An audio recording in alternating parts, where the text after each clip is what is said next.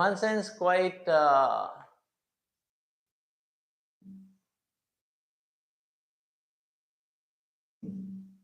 it is quite shaking and heartbreaking for a materialistic person to see that the Supreme Lord's presence and influence is understood by this cascade of destruction. In this material world, everything is destroyed.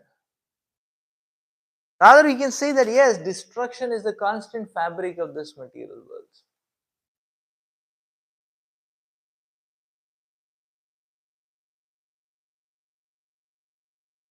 And this, so to face this reality of the material world is uh,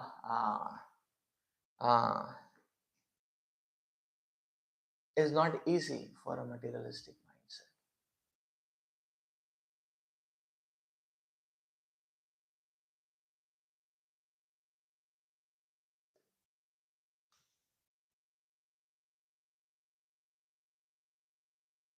But actually, a thoughtful person, a saintly personality,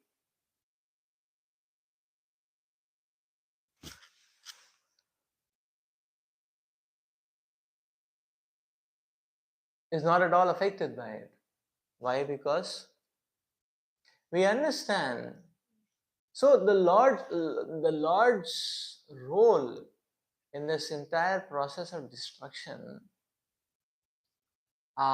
is understood very succinctly by a devotee of the Lord, because a devotee can understand that, see, what is being vanquished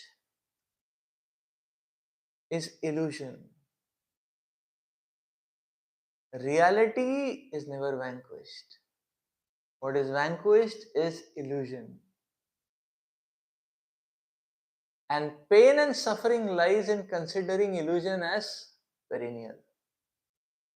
So when illusion is taken to be reality, then that is going to lead to a very painful experience, because it is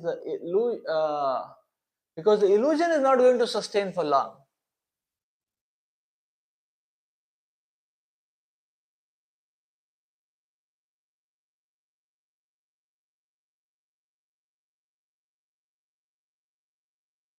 The illusion is not going to sustain for long. So it is like a bubble, and that bubble is formed, that bubble bursts out.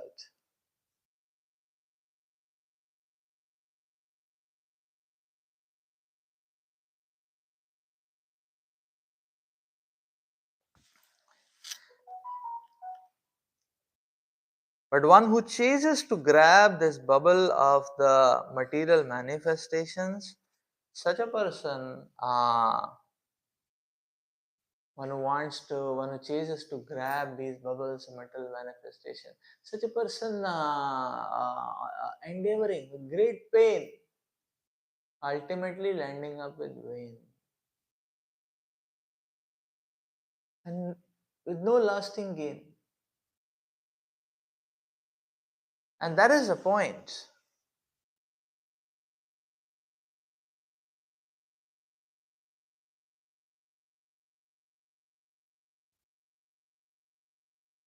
So, in fact, we can understand that it is Krishna's great mercy that the Lord, it is the Supreme Lord's great mercy that the Supreme Lord uh, exposes the the haziness which is cast by these clouds of illusion.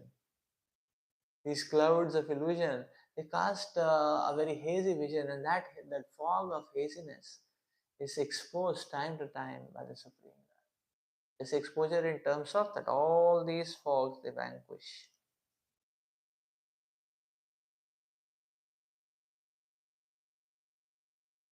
See, that which stays is reality, and that which changes cannot be reality. Only that which stays is reality. Therefore, there is a saying, and the saying it says is that okay, the sun cannot be covered.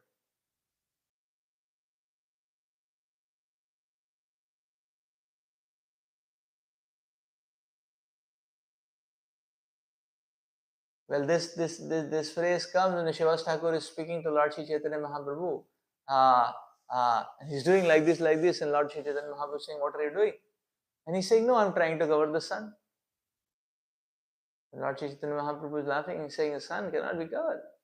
And he said, "Yes, similarly, you are the Supreme Personality of Godhead. And therefore, that fact cannot be hidden. Therefore, that fact cannot be hidden. You are the Supreme Personality of Godhead. You are Sakshat Narayan.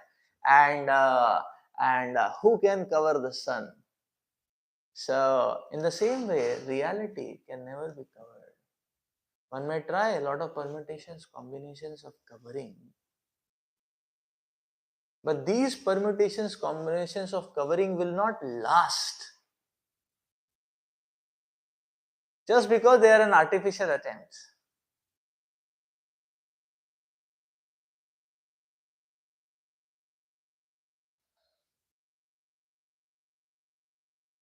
Just because they are an artificial attempt. So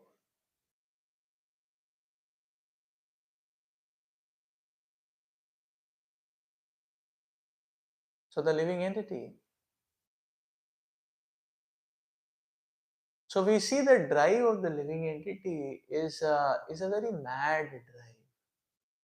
Sad and mad. Why? Because the living entity willfully, by his or her own choice, rejects Krishna, in the shelter of whose lotus feet one can experience oceanic transcendental bliss. And the jiva rejects Krishna and then tries to prove that that one can get everything without Krishna, and then goes into a mad chase to grab on to various artificialities.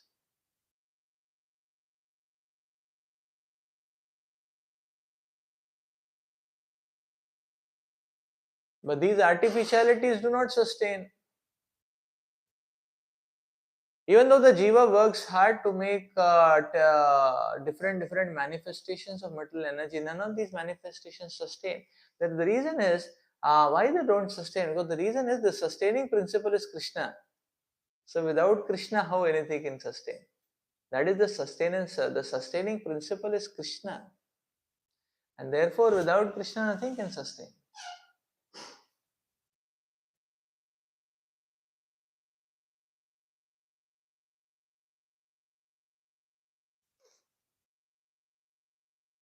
Srila Prabhupada was explaining in one lecture, first canto. Prabhupada was explaining that you see these scientists and physicists, they always keep playing around with energy, and they keep talking about energy, and then they say okay, the law of conservation of energy, but they don't know where energy is conserved. Energy is manifesting in different forms, but where the energy is conserved, that principle has to be known. And Srila Prabhupada is telling that energy is conserved in the Supreme Personality of Godhead. So the conservation takes place the Supreme Lord, because all these various parasya shakti vividhaya vashruyate, all these various the entire gamut of energy, they are all resting in the Supreme Lord.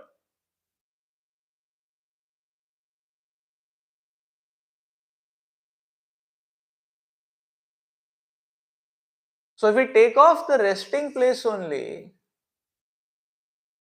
where is the question of stability? Where is the question of stability? Here we have a ground, so this mic stand is resting, the table is resting. Suppose there is no ground, or the ground breaks, none of these will rest, they will all fall.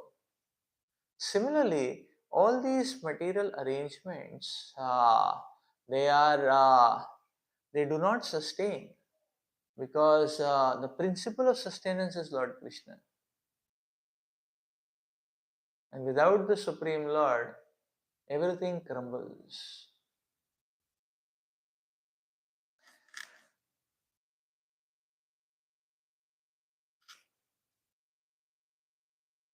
So,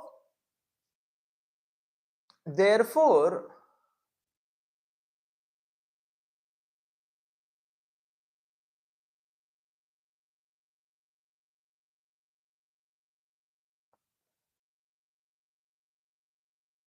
this crumbling reality of this material world, although it appears to be very harsh uh,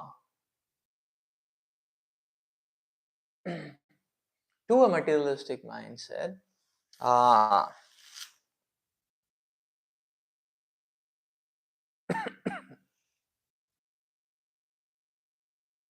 but what one needs to, a thoughtful person needs to understand the fleeting nature of this crumbling reality of this world.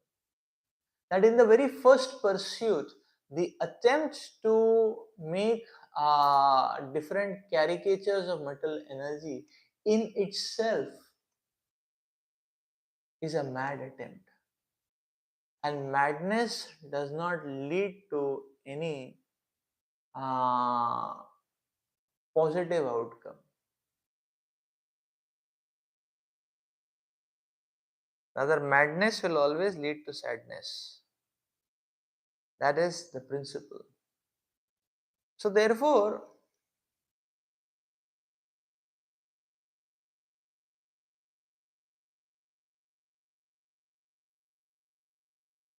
the picture of this world is is very succinctly presented by Srila Prabhupada.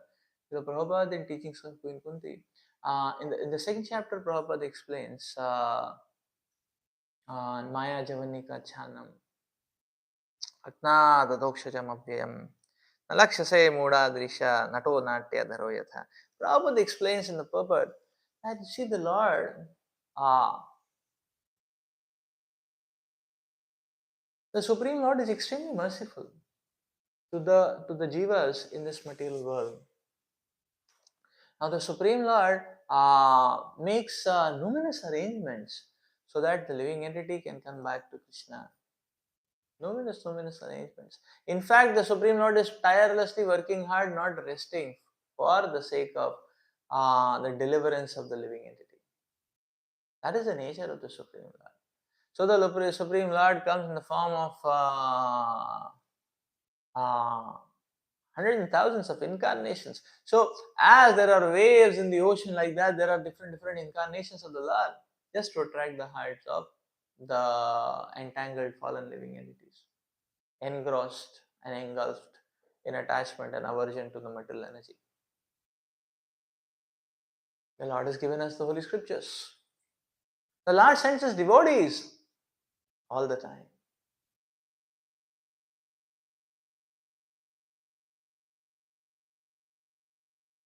So there are the directions of the Scriptures. Chanda Suparne Rishayo Vivikte. This direction, the favorable breeze of the Scriptures. And when the Lord is coming, then the Lord sends his devotees. And the Lord manifests in the form of the Archa Vigraha. And then Srila Prabhupada is arguing that after all this attempts of the Supreme Lord, why the living entity still does not surrender into Krishna?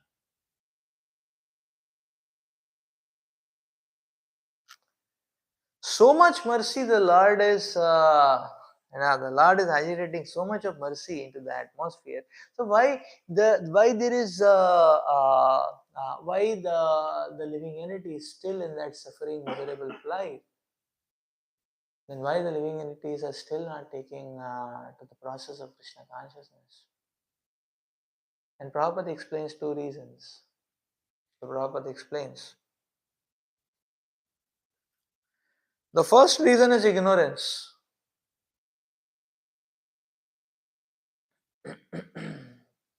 Ignorance.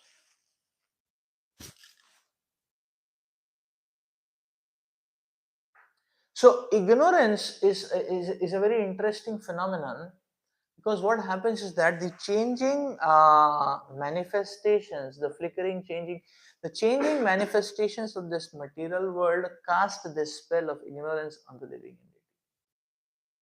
So the more one ventures, experiments the manifestations of this material world, the more it makes the mind dull. And that's what Srila Bhaktivinoda Thakur explains. Jada Vidya Mayar Vaibhav Jeev ke banaye gada, and tumhar bhajan badha.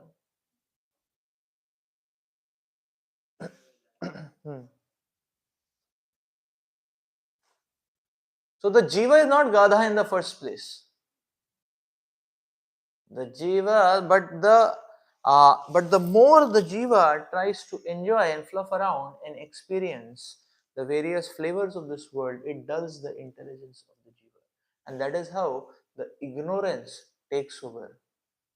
So this ignorance is like a spell, and therefore the more there is fluffing mentality, the more this spell is cast, and a person is just not able to understand, and that is the problem with sense gratification.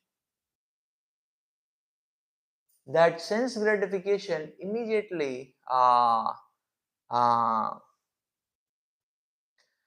as soon as sense gratification, the attempt of sense gratification, the living entity is bewitched, and thus one loses one's vivek shakti, and one is not able to discriminate good from bad and reality from illusion.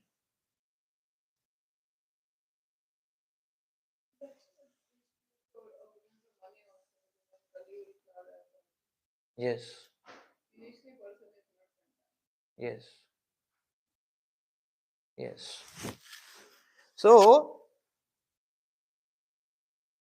so this is very dangerous. This ignorance is very dangerous. Uh, so that is why now here in the purport, Srila Prabhupada is explaining that that big leaders like Napoleon and Hitler and Gandhi, and they have come and gone. They have come and gone, like wind is blowing and bringing particles of sand and taking away particles of sand. That's all. They've come and gone. Who cares? I mean, and that is why Prabhupada is saying that that which is opulent, influential, that which is powerful cannot endure. Therefore, the Lord's message to the living entities, Jiva, is what Sarva Dharma and Parityajya. Almost everything one has to give up. Yes, because anything if one touches, everything is poisonous.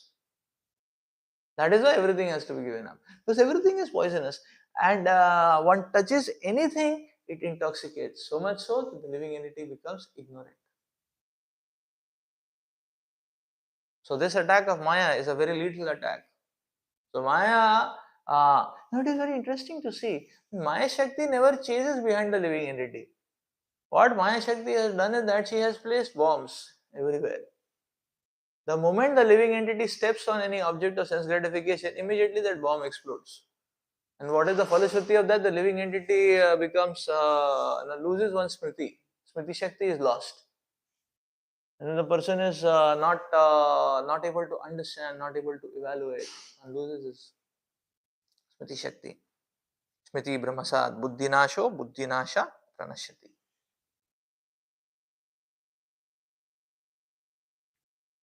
So even a person of good health can get lost. And therefore, many times the greatest trick is that these illusions they come many times uninvited also, and they come uninvited, but they can cost they can cost a great curse upon the living entity. Like for example, we see this in the life of Sripad Yamunacharya. Now Sripad Yamunacharya is a 7-year-old boy and fully situated in Krishna conscious practices, because his grandfather Nathamuni had trained him very nicely. He was a great devotee of the Lord, and therefore the boy Yamuna, he was so much immersed in the spiritual substance, and he was now now in the incident of the debate at the court of the king, this boy Yamuna, because his guru was not there and he was trying to defend the dignity of his guru. So immediately he stood up that he is not going to pay back. His guru, why should he pay back any tax? To the Raj Purohit, who seemingly defeated his guru in debate, and therefore he was exacting tax for eternity. So this small boy, he stood up, he said, what is this? This is not fair. We are not going to give tax, and you are saying that, okay, this person who's exacting tax is a priestly person, but I am seeing pride and arrogance in his heart. And when pride and arrogance is there in his heart, then where is knowledge? Such a proud and arrogant and stubborn person as this Raj Purohit, where is knowledge? And then the boy Yamuna said, I will challenge him for a debate. Because the science is the knowledge only prevails where there is humility, where there is service attitude, where there is pride, where there is arrogance, there is stubbornness, knowledge cannot prevail. So this person is sitting on an empty husk. I will challenge him. That's what this small boy said. And then there was this debate. So now, and this small boy could defeat that Raj Purohit, that royal scholar of the king. He could defeat. But now the twist in the storyline starts. The twist in the storyline is what?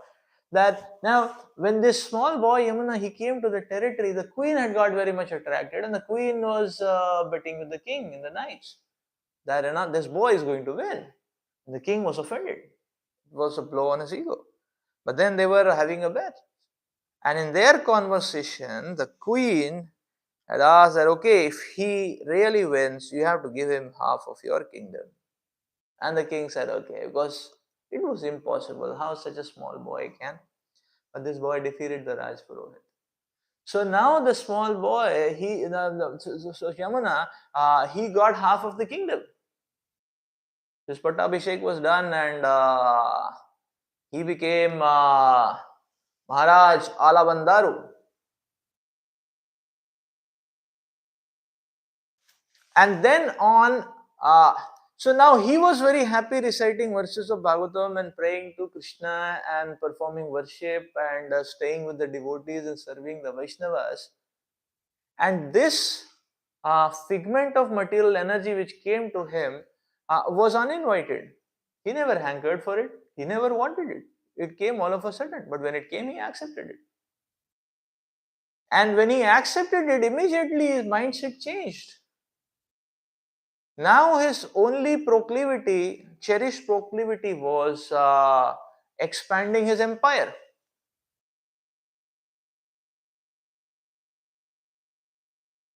And he was going on for decades and decades. He just went on constantly expanding his empire. He was a very powerful ruler. But then he had no time to chant his rounds. And he forgot the verses of Bhagavatam.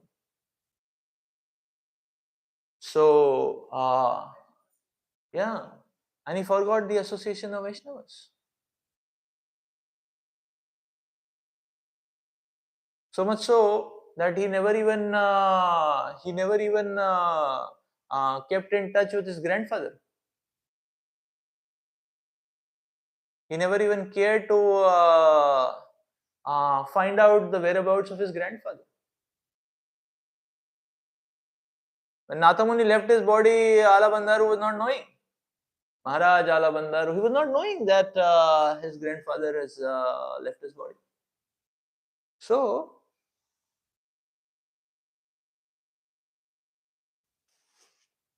in this episode, we can see that how the Maya Shakti is very, very dangerous.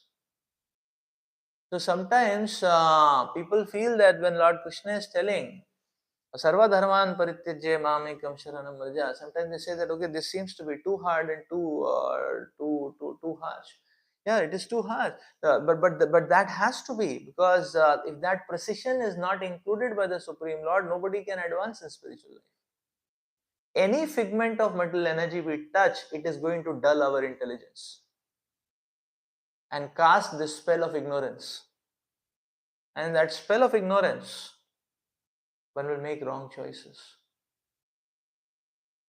And one may not understand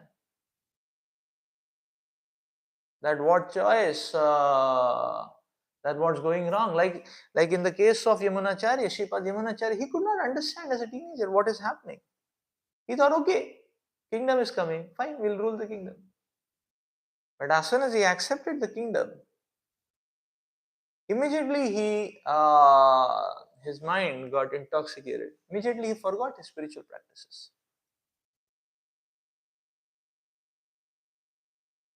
And then because of the intervention of this disciple of Nathamuni, what was his name? Ram Mishra. I think so. Ram Mishra. Because of the intervention of this disciple, now he again got awakened, but now to again pick up Krishna consciousness, what was he supposed to do, or what he did is an example for us. What did he do? Sarva dharman parityaja.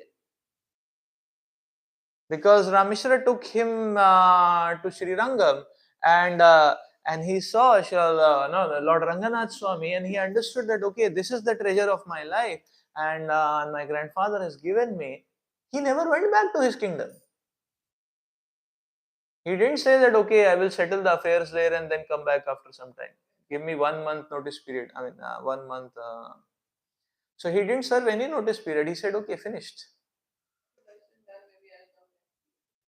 So he did. Why? Because there is a point in that. Because the point is that there is a point in that. The point is that going back and touching material affairs again means again there is a possibility and probability one may get clouded over, and therefore he left it then and there.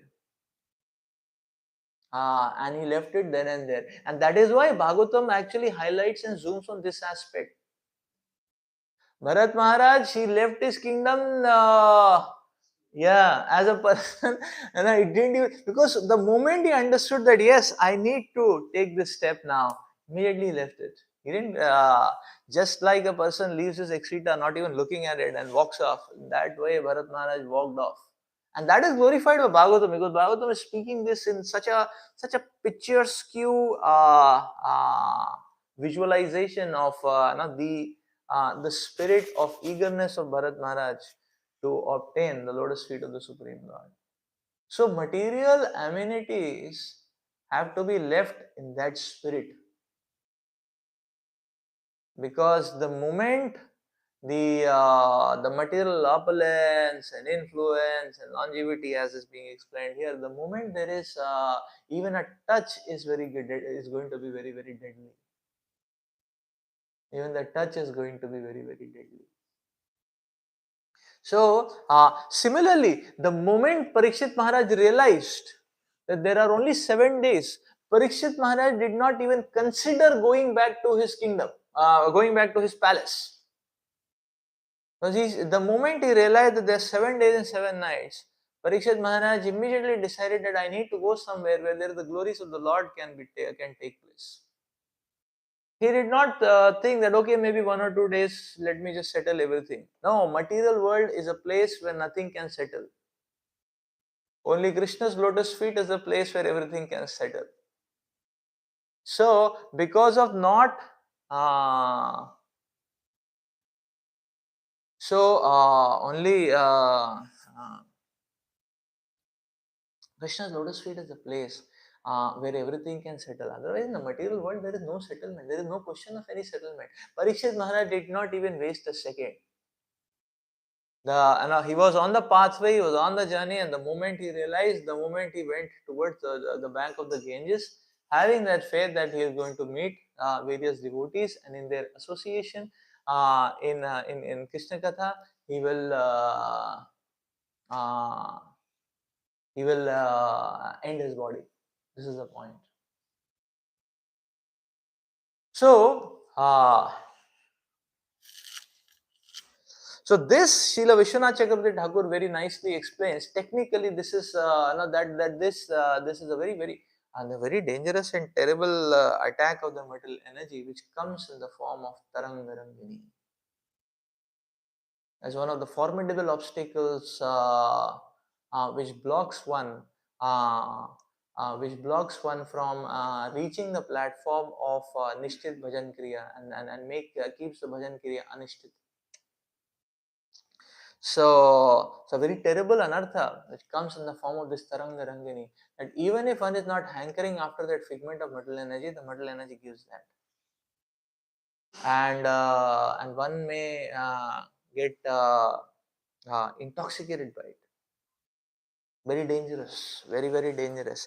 Therefore, Sarva Dharman Parityajya.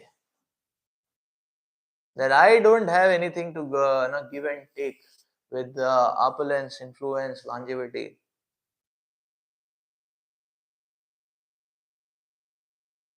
Because it's very dangerous.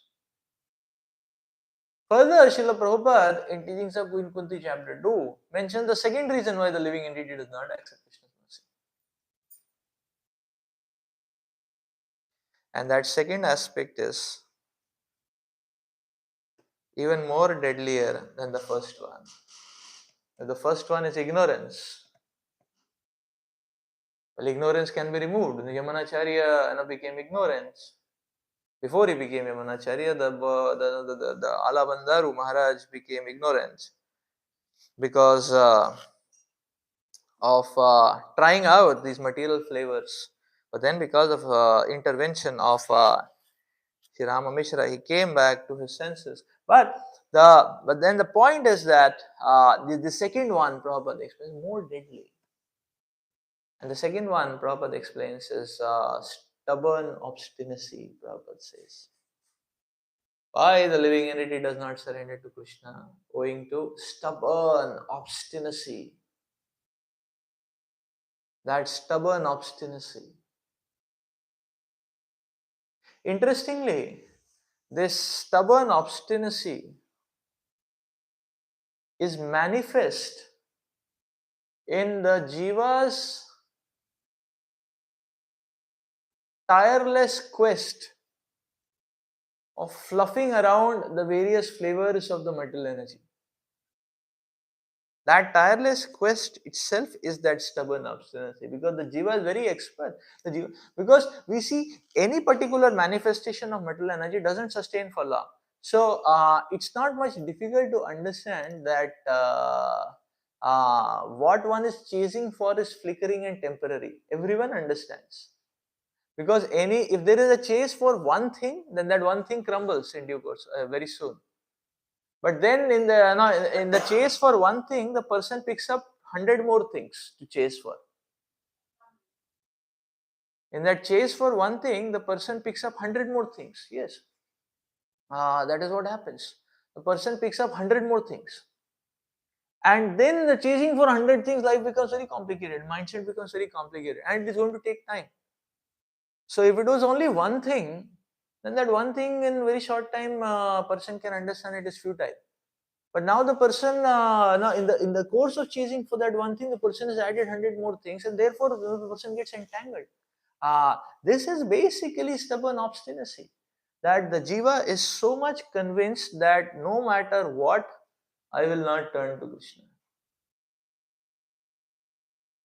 Even though this particular material, the flavor of this particular this particular manifestation has got destroyed, but I'll try out something else, and I'll try out second new thing, here thing, anything, but not try out Krishna. This is what is stubborn obstinacy. So so this is what is stubborn obstinacy. That what Srila Bhaktivinoda Thakur explains as sansara lagilo bhalo.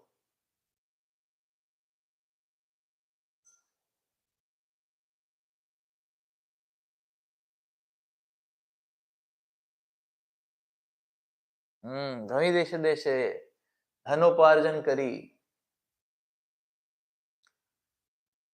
So this is what the stubborn obstinacy is. That it's not that living entities are they are satisfied, where people are not satisfied with what they have, and they are trying out newer and newer things. But still, whenever there is a proposal to try out Krishna, and a person puts a dead wall in that lane, he says no, everything else other than the Krishna's lotus feet. This is stubborn obstinacy, and therefore the acharyas describe uh, uh, uh, therefore the acharyas describe the importance of faith. Uh, and the acharyas describe that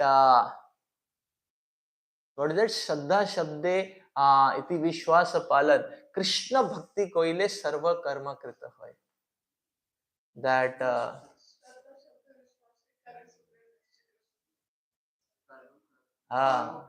Sarva Karma Krita Hoy. So this is our choice, intrinsic choice. That whether we want accolades after accolades to somehow try to prove artificially one's own fleeting greatness in a ground of unsustainability, or one simply serves Krishna, understanding that if I serve Krishna sincerely and genuinely, everything will manifest. Everything will manifest. So the antidote of stubborn obstinacy is Shraddha. Shraddha Shabde iti Vishwasa Sudrida Nishchay. Shraddha Shabde Vishwasa Kori Sudrida Nishchay. Krishna Bhakti Kaile Sarva Karma Krita Hai. Krishna Bhakti Kaile Sarva Karma Krita Hai. Let's stop here on this note. Granth Srimad Bhagavatam ki jai. Srila Prabhupada ki jai. Hari Bol. Doubt.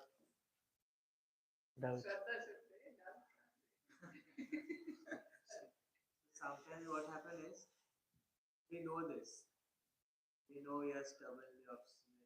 We know that ignorance is covering us.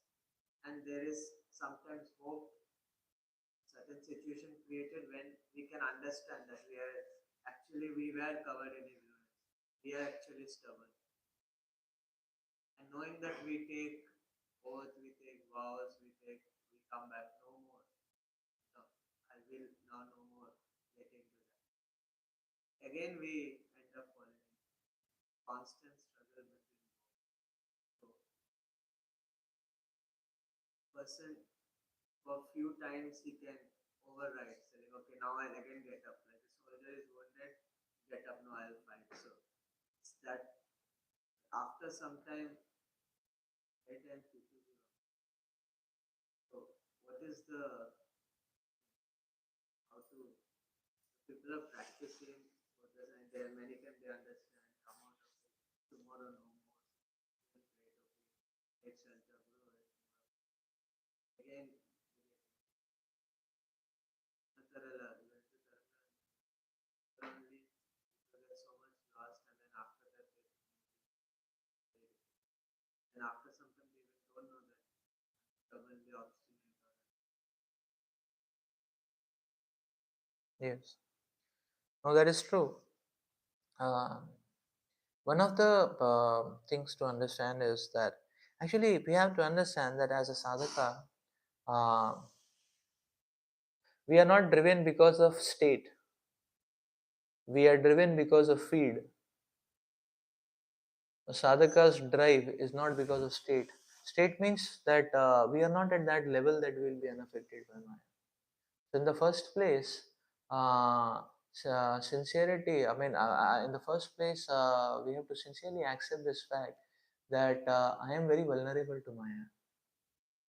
I don't have the strength to face Maya. So when we understand that, okay, I am not I am not invincible in a duet with Maya. I am very much. I'll be no, defeated in first round only. I don't have the strength to combat Maya. That is something which has to be understood in the first place. So therefore, then if we don't have that state, we are not at that level that we can that we can work around. Not like so So we don't have that strength. Like Bhima had that strength. All these so many people can pounce on him and he can just show up. Even Rudrasur Maharaj did like that also. He had such a powerful body, and we don't have that strength. Uh, so we are not driven by state. We are driven by feed. Feed means diet. We are alive only because of diet. Diet, spiritual diet. DIET, diet. So we are not driven by state. We are driven by feed. The sadhaka's journey is driven by feed, that I need to be see, just like a laptop whose I mean, there are certain laptops, they grow old now, so their battery life gets very small, life cycle becomes very small. When the battery is discharged in 10 minutes, yeah, the new one, the battery life may be 8 hours. But then the old fellow, the battery can get discharged in 10 minutes. And sometimes the battery doesn't have any charging capacity. As soon as then also one can work on the laptop. How? By constantly plugging in. We don't take the plug out, then we can work. So therefore, even if somebody's battery can be uh, uh, as Devamrit Maharaj says, that we have to understand, and we need to know we need to know our battery backup, in that sense, in the sense that uh, that okay, that if this much time has happened, that I have to go back to Prabhupada books, and I have to read, and I have to go, and that is where I can get that strength, and I have to go into the proper dive into proper books and dive into proper lectures. Brahmanath always says that one needs to know. One should assert that okay, I can go on for 1 day, 2 day, 3 day, 4 day, 5 day, but not beyond that. Because if you go beyond that, then what happens? The infection will take over. The infection will take over. So therefore the problem is, because it's a very dynamic setting. So the moment we become so when we understand that I am only driven by feed and I don't have much battery backup, so let me constantly immerse myself in the words of Srila Prabhupada, and the words of the acharyas, that will save us. That kind of diet will save us. And I cannot afford to venture out of the association much. So that kind of attitude is very essential. When there is carelessness on that ground, uh, then the up down situation becomes prominent a lot. Up down, up down. But when one understands that I don't have any strength only, let me cling on all the time, then if one clings on all the time, then it is possible. Even if one doesn't have individually have the strength, simply by clinging on, it is possible to you know, it is possible to curb the up down oscillations, the up down oscillations. So sometimes, even as devotees, so therefore it is therefore it is best to always be. That's why Prabhupada said no one has to be sufficiently afraid of Maya. One is sufficiently afraid. Well, afraid means what? We understand. Arey, I cannot match. So as soon as the word the word Maya, there is one starts hearing the word Maya, immediately one will run, to Krishna, to devotees. So the person can be saved. Such a person can be saved. Rajshampur says sometimes, now we have seen that sometimes uh, it is seen that certain now in a community sometimes there are some weakling devotees and there are some very stout and strong devotees. So sometimes there are some devotees and every they're like weakling, but they can go on decade and decade because they also accept, because they accept they are weakling, and therefore they are clinging on and they go on. And sometimes the stout and strong devotees, they face yeah, they faced reversals and challenges because they accept that they are strong and stuff. That is the problem. So so uh, uh, So constant charging is or constant diet is something which can help us, and it can attenuate these oscillations. The amount of risk we take so far in the execution versus the compromise we do this sadhana with the person to person. Yes, one needs to understand. Who takes the, where is the limit? Okay, this is the maximum. Cannot take more. Yes. How do we judge that? If you see spiritual masters or even they want their disciples to be empowered and do as much as possible. Everyone may then try to cut off that. More than this, I cannot do on I can do. There are few aspects which I have heard from senior devotees very strong. Uh, the first thing where we should not compromise is the morning program. Morning program. So I have seen senior devotees very strongly emphasizing that for no reason whatsoever, one should compromise on the morning program. No reason. Yeah, morning program means till the end of Bhagavatam class. Yeah, from 4 o'clock to 9:30. That is the morning program. No compromise on the morning program.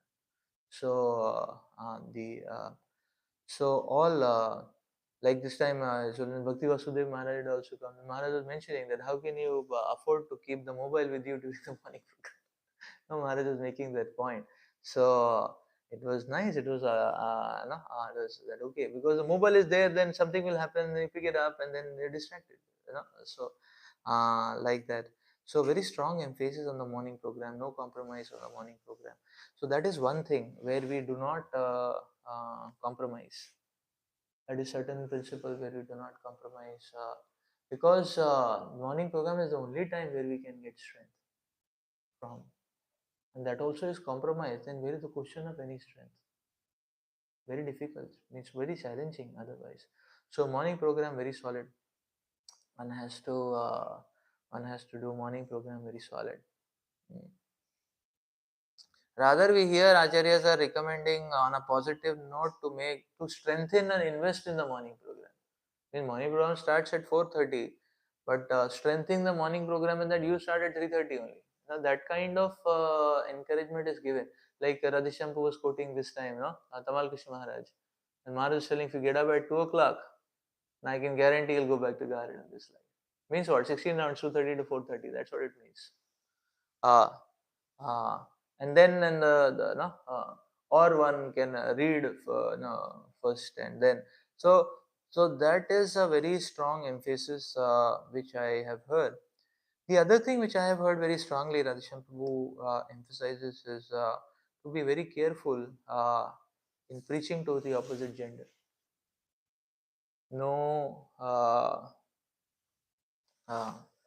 there also so in preaching to the opposite gender, we have to be very, very careful. Strictly, Aisha Prabhu emphasizes strictly no preaching to the opposite gender. This principle is true for brahmachari, grahastha, vanaprastha, sannyasi, everybody. There is no exception to this principle. Men should preach to men, Matajis should preach to Matajis. Matajis can preach to children. Men should not preach to children. So these maryadas one can be very very strict about, no compromise. Actually, then we'll be safe. Then we'll be safe. Anyways, even if Mataji is half the population, the other half is also overwhelming. At least our whole life will be absorbed in it, so there won't be any need to go to the other side of the trajectory. So Vaishnav emphasizes this very strongly because very subtly it affects and pollutes, and it may land up into this is true for brahmachari, this is true for grihastha also. It's not that no, yeah, it's true for grihastha also. It is true for vanaprastha sannyasi also. It's true for everyone. The so we have to understand what is our kshetra of preaching. Okay, adult boys, I mean the college students, adults, men, then we can preach to them. So this is another thing where I see Radhisham Prabhu draws a very strict boundary. Strict boundary. Uh, mm, obviously, uh,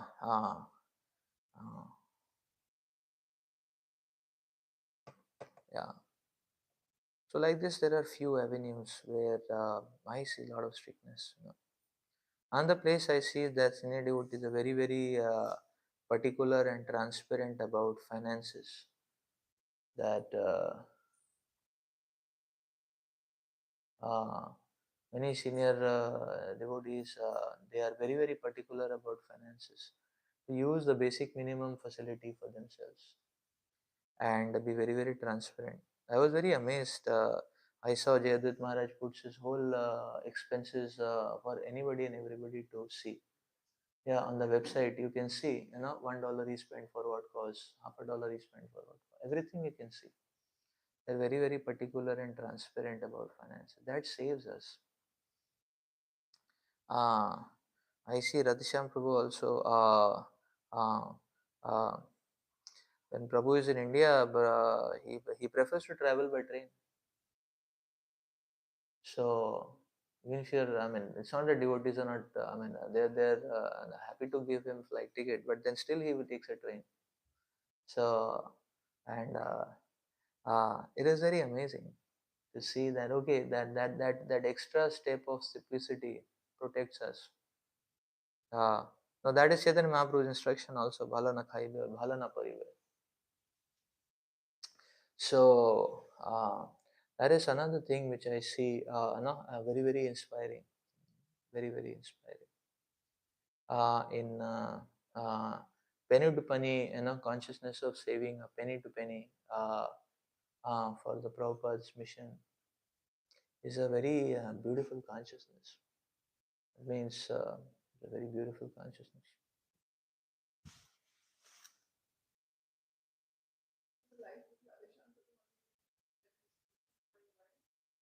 How is not affected that is very fixed and time to time Radhashan is hearing from his senior devotees. Yes. So it's not like he's just preaching, he's taking in anyone from his Bhagavad like Gauranga Guru giving class and Radhashan Guru is making notes. So that attitude of humility, it's not that I'm a big preacher and I know to listen to Yes. everybody. Then he doesn't claim over his preaching. Yes. So he's not preaching with a fruiting mentality that these are my words. Because even in the same gender, okay, opposite gender there is, same gender also is, when we start thinking he is my property. Nobody is our property. Because that is Dhanam Janam Sundari. We think that people whom we are bringing to Krishna consciousness, they should follow us. Then we get attached the way the kids also get attached.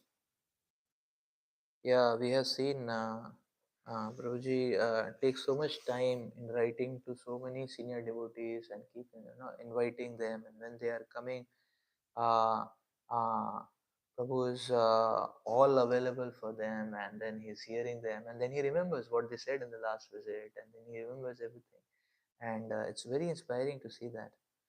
Very, very inspiring to see that. The life of senior devotees or the successful, because Radhashan Guru is very transparent. So whatever disasters we have seen in some devotees' life, that is because their life is not open and transparent to senior devotee. Means we should never think that we don't need guidance anymore. Yeah. There we fall trap to Maya. So if our life is not known to anybody, we are not time to time opening our files, sharing what we are doing in life, then we will get caught up. Yes.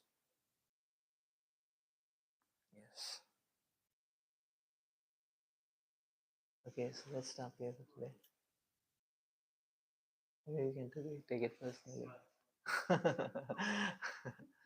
I think it's high time. Antrashya Bhagavatam ki,